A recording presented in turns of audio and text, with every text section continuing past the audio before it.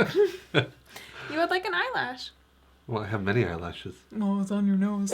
Hi guys, welcome to my channel. My name is Chloe Brown, and if you're new here, welcome. Please subscribe to my channel down below. This is different. Today we have a special guest. This is my husband, David, or Tito. A lot of you guys have asked for him to be on my YouTube channel because he's in some of my Instagram stories, and you guys just seem to love him, and I do too, so. Oh, thank you. Thank you, I mean, guys. I'm just kidding. I love him. If you guys want to go follow David, here is his Instagram handle. Oh. It's right here. Isn't that nice? Get that off of me. Okay, so today we're going to do a little Q&A, kind of get to know us video. So, here we go. How old are we? I'm 32, and you're 28. Yeah! I'm about to be 29. Yeah, 3.5 years difference. Yeah, not bad. But we met when we were 10, 6.5, so no. No. No, okay. No. No. I was a freshman when he was a senior in high school. But we didn't meet then No, either. we didn't. So how did we first meet? This is really funny because growing up, we went to the same church. We lived like 2 blocks away from each other. Pretty much, yeah, very close. But because we were 3.5 years difference, like when I came into youth group, he was going out of youth group. But like we had all the same friends. Like we knew the same people. I wouldn't say that they were your friends or mine, but we knew the same people. Yeah. Like my friends were her youth leaders in youth group, and Yeah. when we got older, they kind of Clicked. stuck around. It was like, wait, how did you meet? We know. Oh, but it was just kind of weird because we did know a lot of the same people once we did get together, but we didn't meet until 2010. Yeah, that sounds right. But you saw me. I saw him in 2009. Yeah, December 2009. She saw me at a church. Yes. And didn't say anything to me. No. Just saw me. Just looked at him. That guy is good looking. That is true. She lived in Alabama at the time. Yeah. And I was in California. So she was visiting family here, saw me, and then went back to Alabama. And never talked to me, but tried adding me on Facebook. Yeah. And I denied her. Not once. But twice. Twice. Yep. And then the third time I kind of wrote him a message and it worked. Yeah. I think pretty much immediately after that we started like Skyping and dating a few weeks after that. So yeah. It ended up working out. So technically I would say we met on Facebook, but... And I'm a stalker. And she was persistent. I was. But yeah, she moved back shortly after that, and we've been dating and together ever since. Mm-hmm. Okay, so going on to the next question, how soon after we started dating did we get engaged? It's like 4 months. Mm-hmm. We met in May and engaged in October. Yeah, October 4th. And then we were married by the next March. Yeah, it was quick. So within like 10 months we met, got engaged, and got married. Mm-hmm.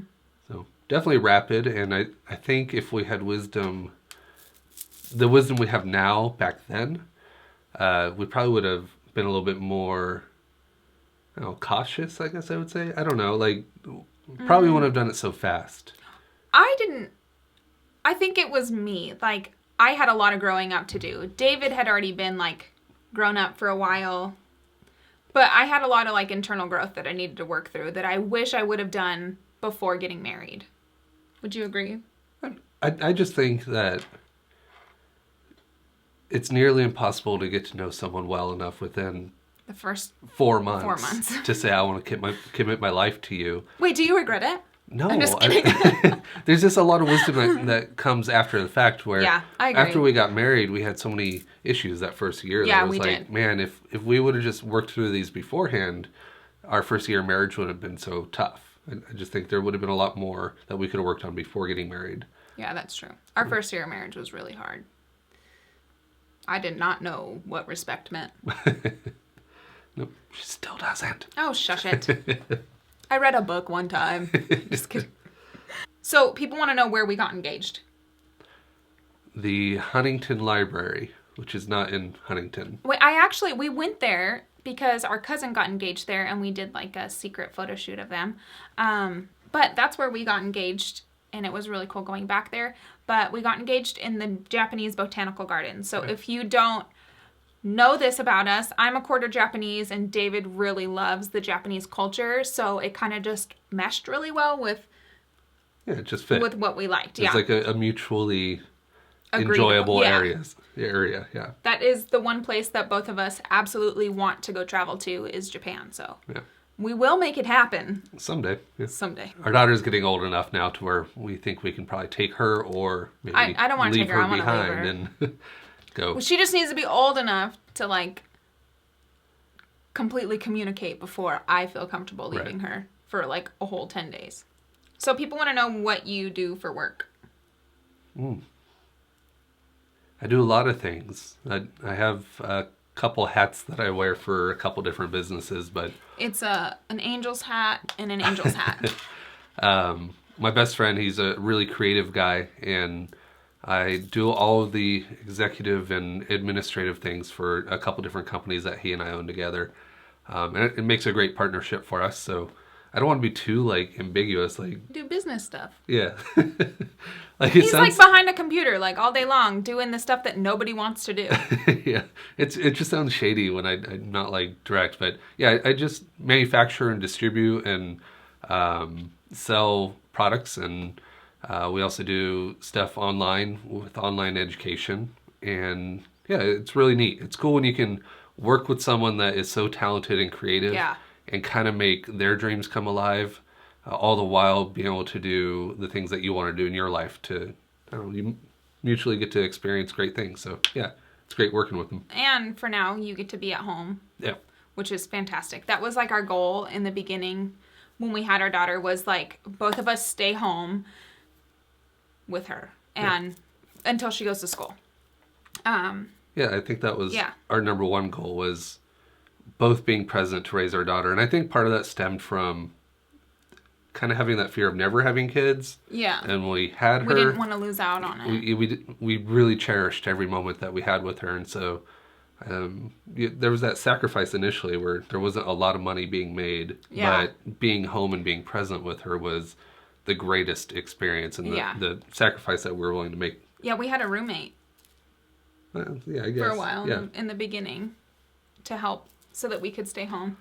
And then I actually worked one year. Oh, yeah, that's right. Mm-hmm. I meal prepped for a company, for people in their company for a year. Yeah. So it all ended up working out, and now I don't do that anymore. This is what I do now. Hey, this was about me, though. Okay? Yeah. Mm-hmm. So in short...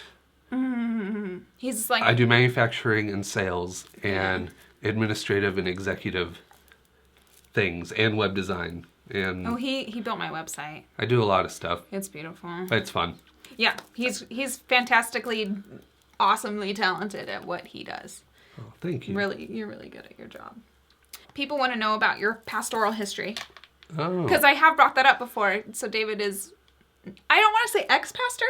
Because I think once you're still ordained. Yeah, once you're... I don't work at a church anymore. Yeah, so they want to know, like, how did that even happen? Okay. Yeah, I mean, I worked at a church. I started working at a church when I was, like, 20, just as an intern. And I had great mentors at that church. The youth pastor at the time kind of took me under his wing and really showed me a lot of care and compassion, and showing me really the importance of being a man and having good character and being compassionate, and just was a really great example for me. And as I learned under him, the opportunity came to replace him in that position as he moved on to a role that he excelled at, and I think he still has the same position now. Yeah, he's amazing at what he does. And so I was able to take the youth pastor position, and I did that for probably about 5 years. And that was a lot of fun. Had a lot of great kids in our youth group. Have a lot of great relationships still to this day with the kids that were in the youth group. Yeah. They're adults now. Some of them married and have kids. It's crazy. Yeah. Some have more kids than we do, and it like blows my mind. One of the kids is still one of my really close friends to this day.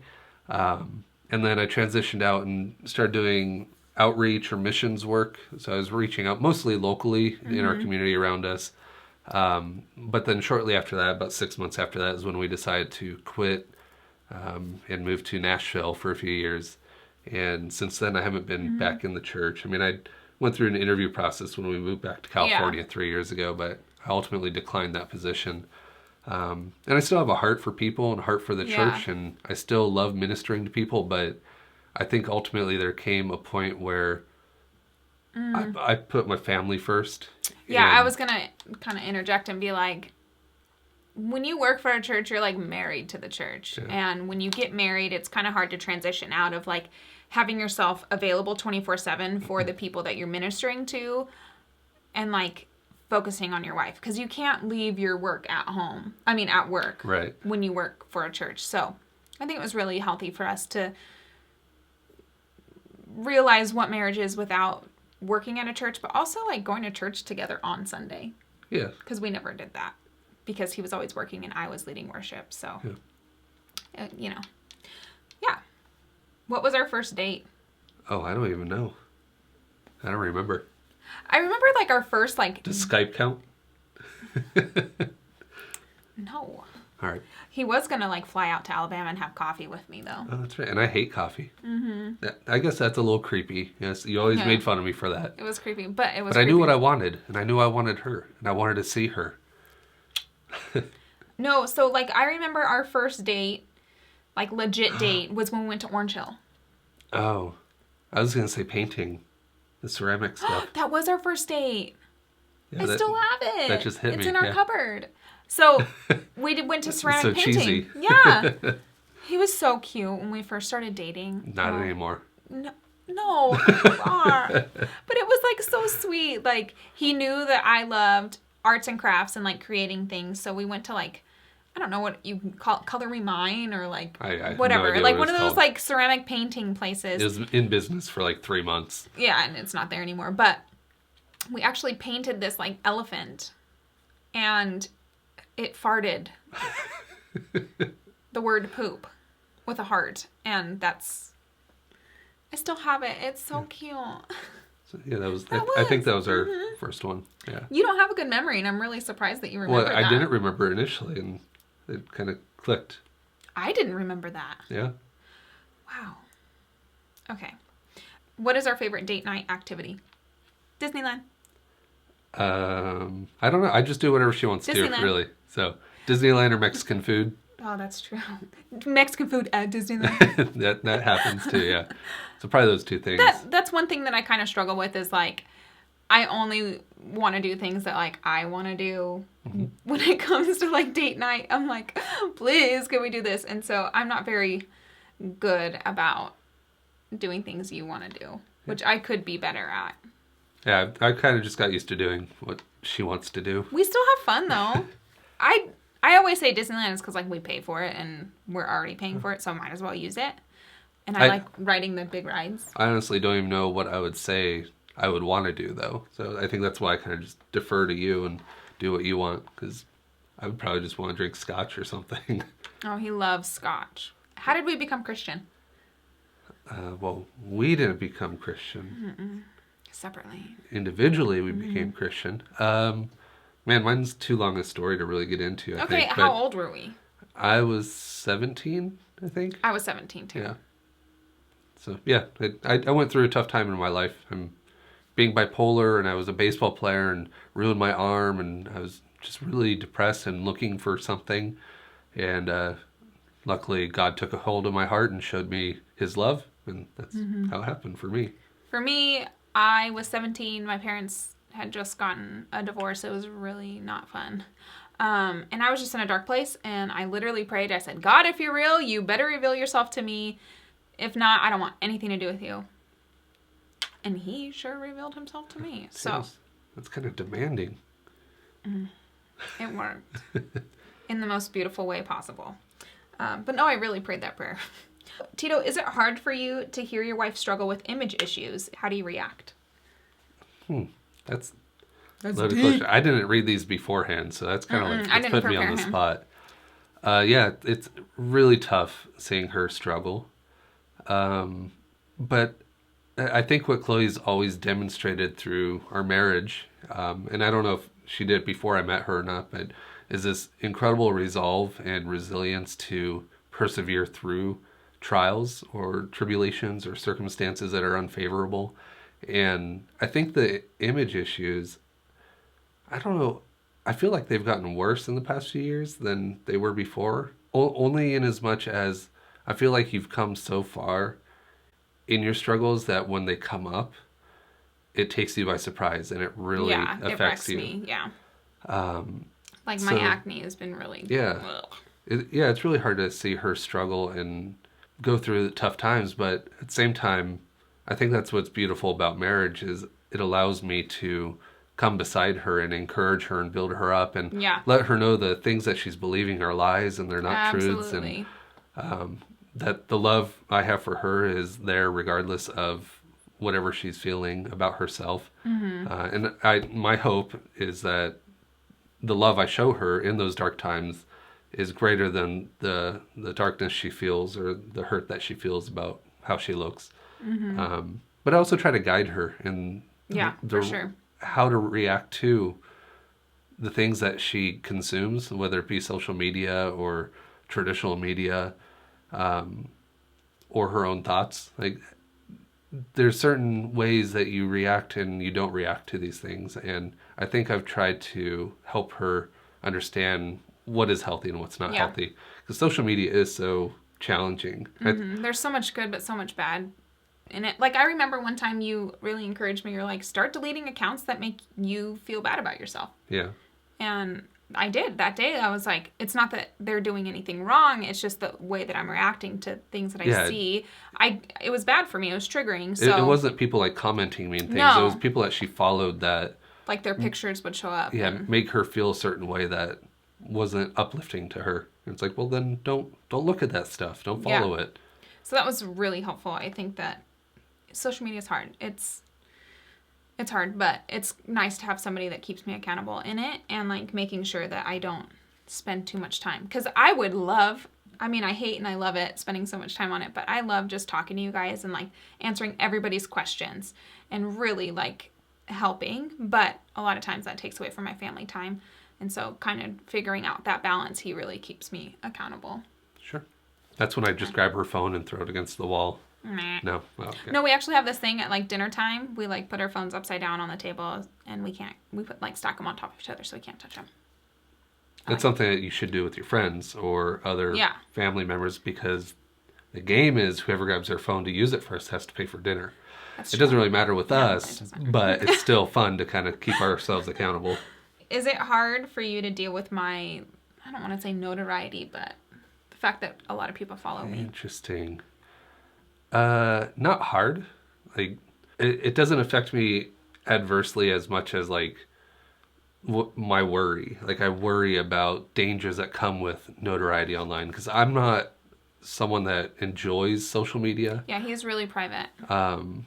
I'm really private in general, and so people knowing stuff about our life, people knowing stuff about my wife, that it's weird that strangers know so much about us. Yeah. But it's not hard for me. It's not hard. I just get worries. I get worries about your safety, about our daughter's safety. That's pretty much the hardest part. That's the part that I try to do everything I can to protect my family. And social media kind of gives me a curveball that I wasn't prepared for.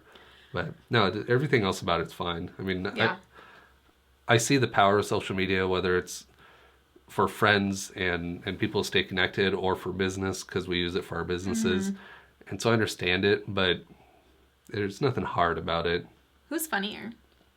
You. He's really funny. He's really sarcastic. Yeah. You're like dry humor. Yeah, very sarcastic. And I'm learning now as I get older just how unfunny I am, because my sense of humor is hurtful. But she's silly. So she is the one that will just start, we'll be sitting down on the couch having just a quiet evening, and she'll just start dancing. And like, we're watching TV and she'll just stand in the view of the TV and just start dancing in front of me. When we're driving in the car and there's music going on, she does like these stupid hand motions as we're driving and dances, and it embarrasses me. But what did you say? You said these are things that like embarrass you, but like if and when I do go before you, those are the things that you're going to miss. Yeah. And I miss them now when I'm like driving around and it's like a long drive and boring and I don't have Chloe there to dance and be silly. But yeah, she's definitely funnier. Going to social media, it's been one of your ways of being silly and putting yourself out there and being able to enjoy yourself, because I don't always allow her to feel comfortable doing that, because sometimes it makes me feel silly. Yeah, I've just learned to just do it anyways. I think having a kid really helps me. I get all that energy out during the day. Okay, last question. What are some married couple book recommendations? Ooh.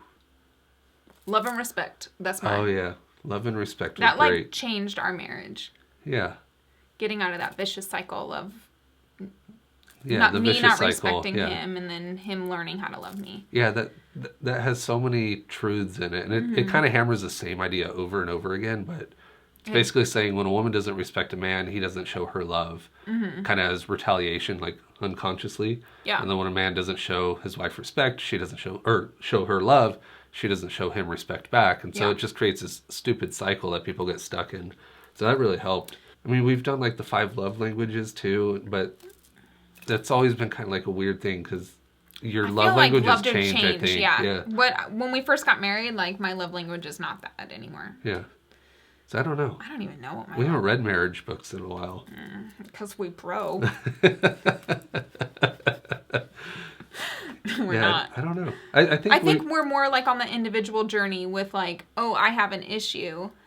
Yeah. I'm going to nip it in the bud and like deal with my issue, rather than like, let's both get together and like learn this together. I think we work better separately. I know we've read probably half a dozen marriage books, but early on, and I don't remember them, but we've read individual books that are like more inward focused, that benefit the individual, but ultimately help you interact with others as well, including in your marriage.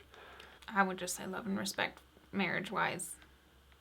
That's what's helped us. Yeah, what did you say when I cut my hair? Because I don't remember exactly what I said, but I was nervous before she did it.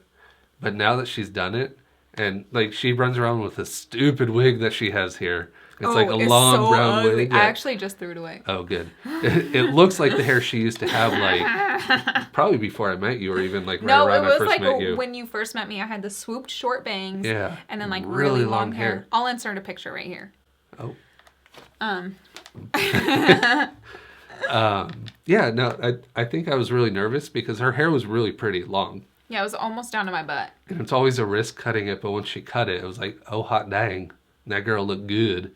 And then when she runs around with that stupid wig, thankfully you threw it away, it reminds me of how good she looks with short hair, because I hate the wig. And so, yeah, no, I don't think I reacted negatively. No. I think it was worry at first. I think it's the same thing when you went like blonder. Yeah. When you changed the color, I was like, oh, I don't know how it's going to look, but ultimately it looks great, because you look great, girl. That's right. You look great. I am your standard of beauty, boy.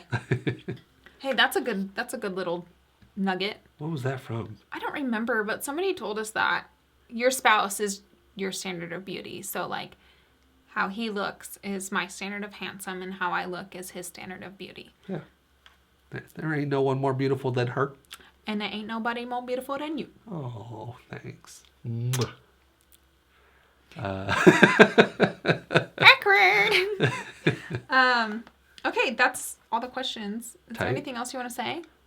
I don't think so. Okay. This was really awkward. It was awkward. It's like totally not my style. You hate this. I don't know. It's weird. Comment down below if you want to see him more in my videos. Maybe you can do my makeup next time. All right. Thank you guys so much for watching this video. Comment down below if you guys want to see him in more videos. You feel really awkward, but thanks for being a really good sport with this. My hand's on her butt. I enjoy having you on here because sometimes for me it gets a little boring just being me behind the camera. So it's nice to have somebody to talk to. Well, good. All right. All right. Thanks. Bye. Have a good life. He says that all the time.